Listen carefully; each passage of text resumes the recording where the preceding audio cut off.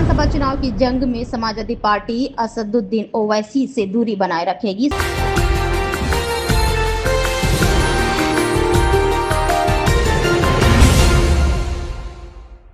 Soft Hindutva और PDA पर party का दाव रहेगा।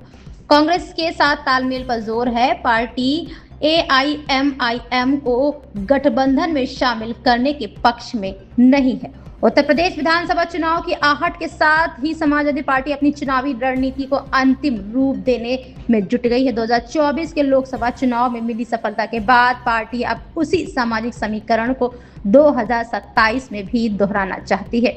इसी रणनीति के तहत सपा कांग्रेस के साथ तालमेल बनाए रखने की पक्षधर है, लेकिन सांसद Asaduddin Owaisi party all India Majlis e Ittehadul Muslim से दूरी बनाए रखने की भी संकेत दे रही है।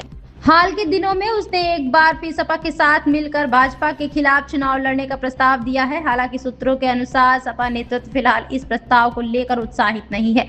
पार्टी का मानना है कि एआईएमआईएम के साथ खुला राजनीतिक गठजोड़ उसके व्यापक सामाजिक विस्तार की रणनीति को नुकसान पहुंचा सकता है।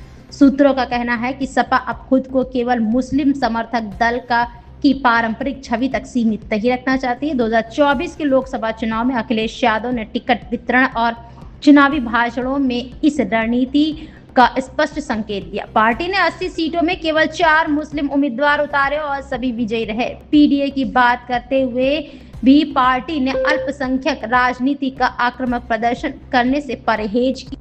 सपा की पारंपरिक राजनीति मुस्लिम यादव समीकरण पर आधारित रही, लेकिन 2024 में पार्टी ने इसे व्यापक पीडीए गठजोड़ में बदलने का प्रयास किया। मुस्लिम मतदाताओं को साथ रखने की कोशिश जारी रही, मगर उनका सार्वजनिक प्रदर्शन सीमित रखा गया। साथ ही गैर यादव पिछड़े वर्गों को साधने पर विशेष जोर दिया गया। पार्टी मानती है कि यही संतुलन उसे व्यापक सामाजिक स्वीकार्यता दिला सकती है।